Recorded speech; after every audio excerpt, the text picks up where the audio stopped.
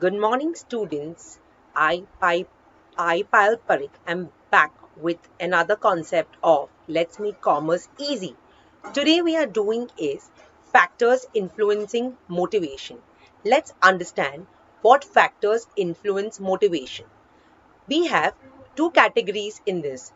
First one is monetary factors and the second one are non-monetary incentives or non-monetary factors. Let's understand what are these monetary factors. They are also known as financial factors. Now, first one is salaries or wages. Salaries or wages is one of the most important motivational factors. Any employee is at the end of the day working for a good job, for a better pay, or so salary or wages is a very important factor. Reasonable salaries must be paid on time. While fixing the salaries, the organization must take into consideration a lot of factors such as cost of living, the accessibility, the transport facilities, or the transport cost which all the employees are going to bear.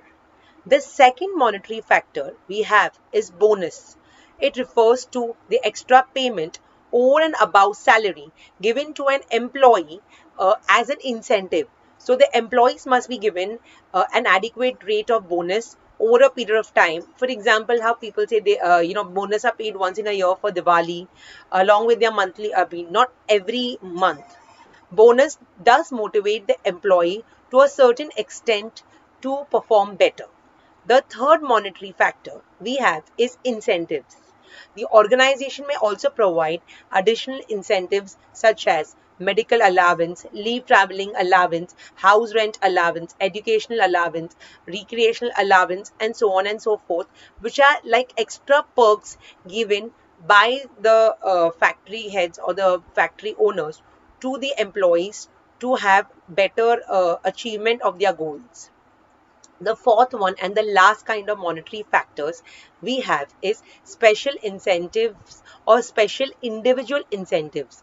Now, a lot of times deserving employees, they get a small reward either for some valuable suggestion or special effort that they did for the company, and the company really had lots of profits, or something better for the company.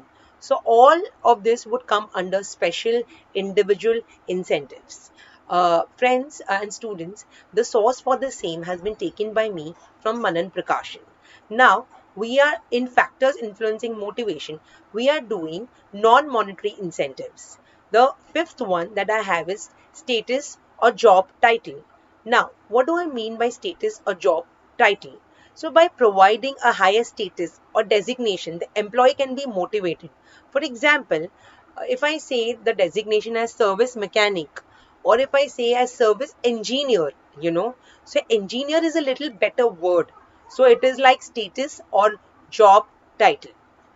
The next point that I have is the sixth point, and that is appreciation and recognition. Employees must be appreciated for their services. The praise should come timely.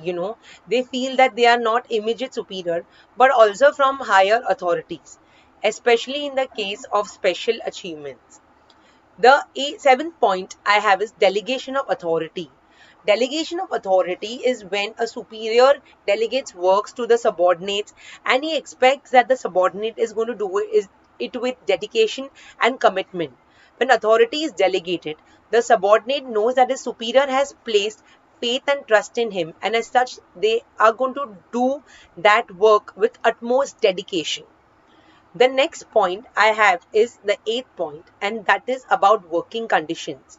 The provision for better working conditions such as good lighting, ventilation, proper sanitation, good office layout, compact, convenient machines, proper rest poses, all of that also helps the employee, and it works as a non-monetary incentives for them to come daily to the office and work. The ninth point I have is job security. See, every employee has that fear that maybe what if they lose their job, and they're like, I would rather go for a job which pays me less, but I would have more of a secure job. So employees who are kept temporarily for a very long period of time may get frustrated and they may leave the organization. The 10th point I have is job enrichment. Let's understand what is this word job enrichment. Job enrichment refers to a vertical expansion of job. Job enrichment involves providing, more challenging tasks and responsibilities with the same package. So, for example, an executive who is also involved in preparing and presenting reports of performance may also make plans. This would make the job of the employee more meaningful and satisfying. The next thing I have is workers' participation, inviting the employees to be a member of the quality circle or a committee or some other form of employee participation can also motivate the workforce. Other than this, the other factors, or the 12th point I have is other factors, and they are proper providing training, proper job placement, proper promotion and transfers, proper performance evaluation.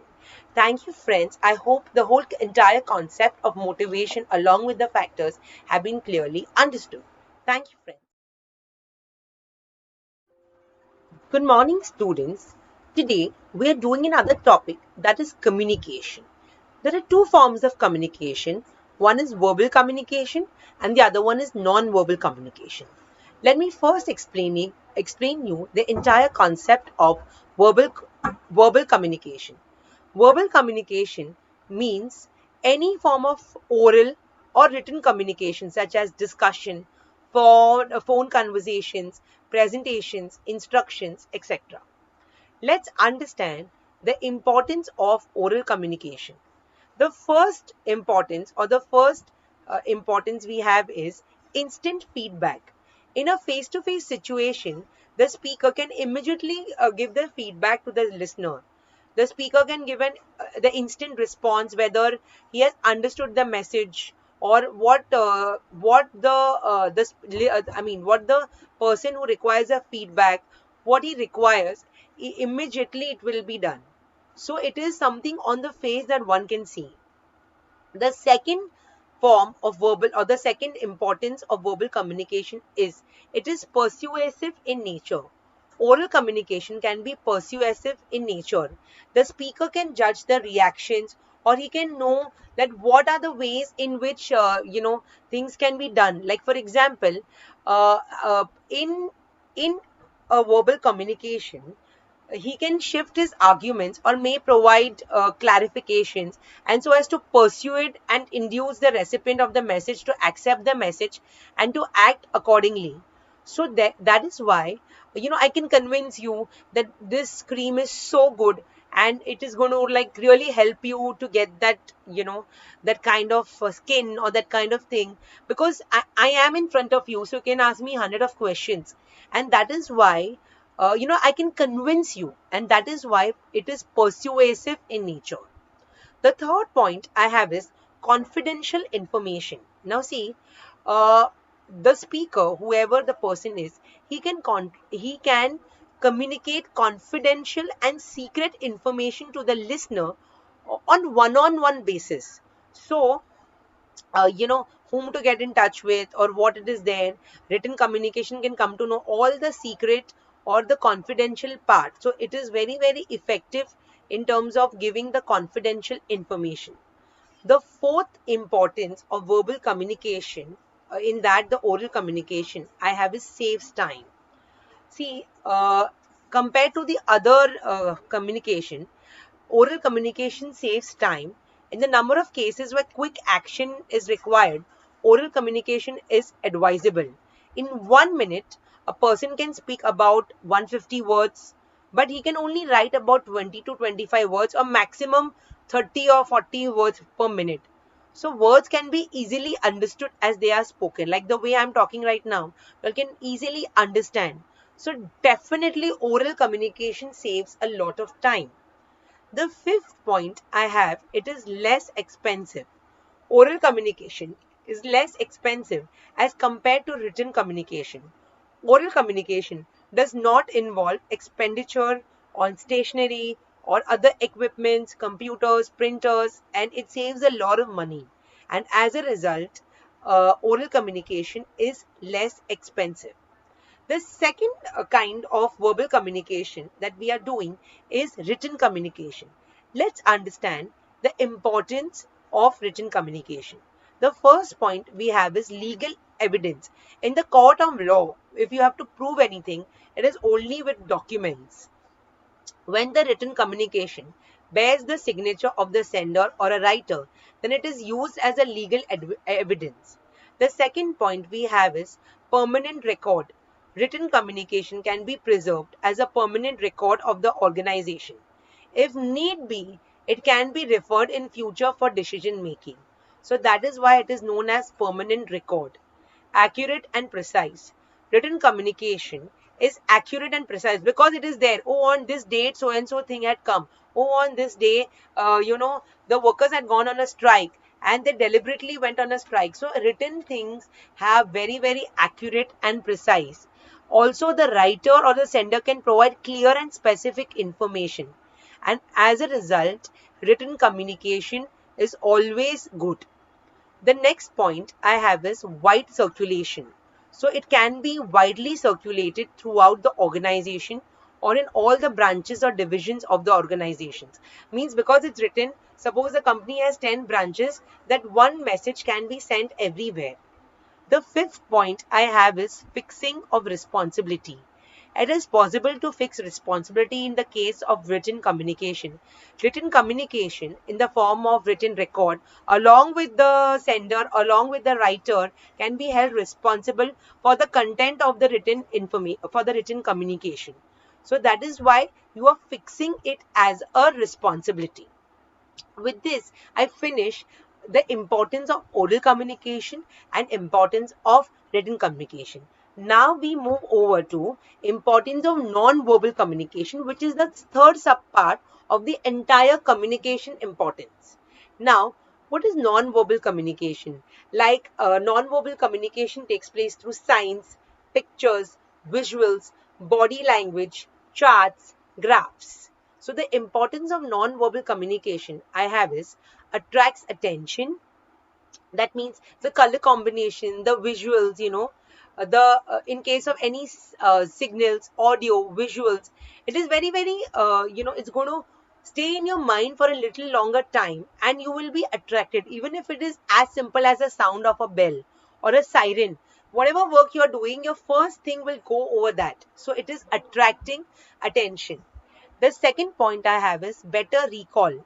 So non-verbal communication aids in retention and recall of the message or instruction. For example, like a visual, a poster, you'll remember the ad of the Amul butter, or you will remember something else. So that is, it is better to recall it.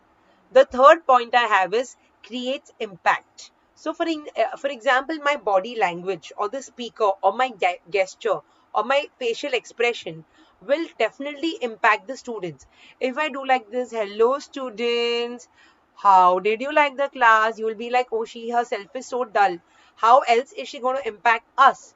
So impact is कैसे वो audience को attract कर पाएंगे और motivate कर पाएंगे या listen कर पाएंगे, कैसे अपने ideas वो view कर पाएंगे. So that is known as creating the impact. The fourth point I have is develops relation. Non-verbal communication can also develop good relation between the speaker and the listener, brings body a personal touch to the communication. A good facial expression is a sign of friendship, warmth and happiness. So all of this would come under develops relation. The last point I have is educational value. So the visual signs have an educational value for an illiterate person, like you can see that if it is no smoking cigarette, so there is a cigarette and there is a red sign. Are you understanding? Visuals can also act as a reminder even to the literate persons. So all of this would come under the educational value. Thank you students for listening to this.